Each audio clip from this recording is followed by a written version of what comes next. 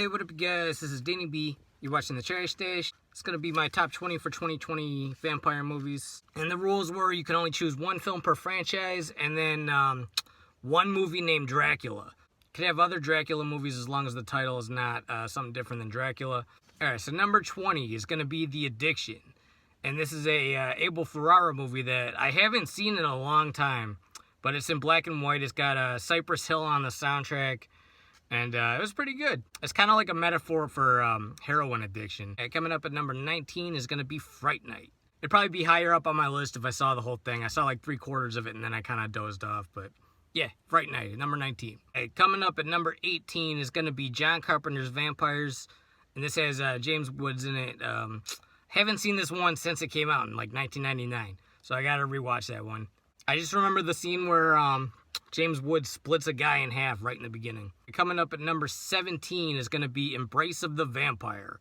This is almost a Skinamax movie, but it's got Alyssa Milano in it, and she's naked in it, and you can't argue with that. So, all right, coming up at number 16 is Bordello of Blood from Tales from the Crypt. This one's kind of the weaker of the two main Tales from the Crypt movies. There is Bordello of Blood, Demon Knight, and then there's also Ritual, which, I don't know, I still haven't really watched that one, but yeah, Bordello of Blood, it's got its moments.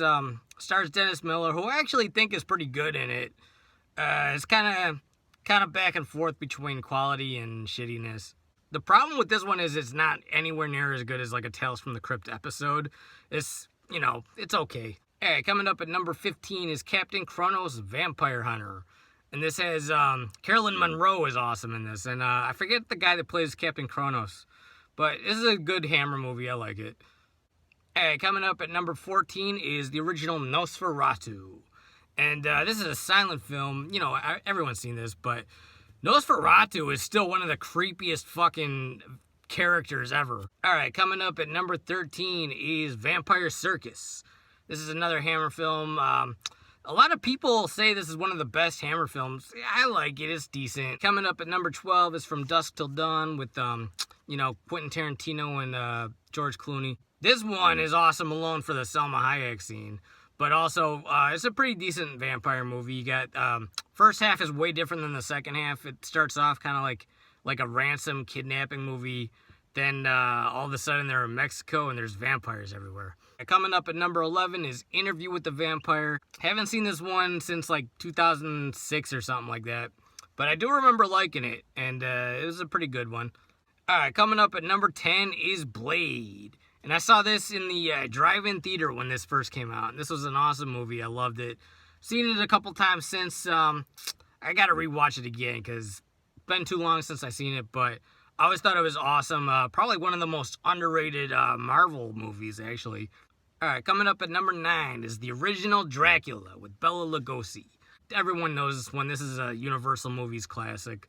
Fucking, I never drink wine, and whatever he says. Alright, coming up at number 8 is Graveyard Shift. And this one, I haven't seen this one since like 2006 or something. I have it on VHS, and I remember really liking it. It really kind of took me by surprise because I'm not a huge vampire movie fan, but this one was really awesome. Alright, coming up at number 7 is Countess Dracula. This is another Hammer one with Ingrid Pitt as this vampire lady. But yeah, she's this old-ass lady. She's drinking blood to stay younger. And then she's stealing her daughter's boyfriend. Alright, coming up at number 6 is Modern Vampires. And this is one that Richard Elfman directed and Matthew Bright wrote. Matthew Bright is the guy that wrote Freeway and Freeway 2.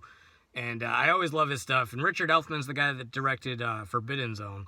And Richard Elfman is Danny Elfman's brother. He's a movie director. You got Van Helsing teaming up with the Los Angeles Rolling 60s Crips to fucking fight vampires. And Kim Cattrall is a vampire. And I don't know. It's a fucking weird-ass movie.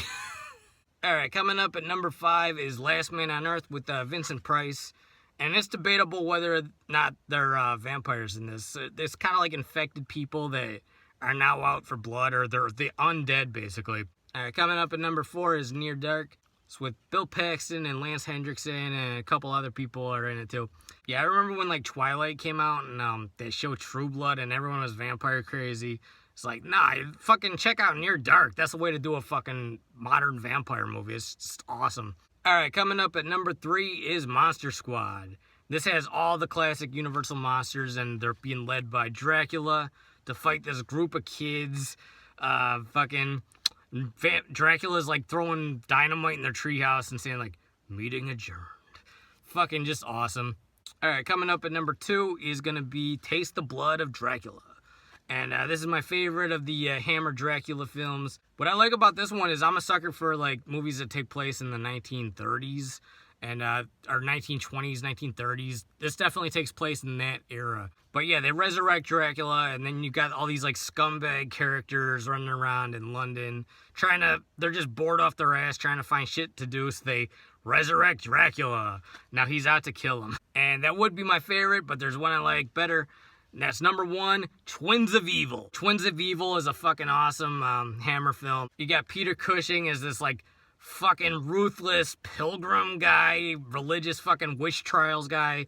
He's burning girls at the stake, anyone that he suspects is a vampire. You got these 2 sexy twins. One is a vampire, she's the evil one. One is a good one, she's the regular one.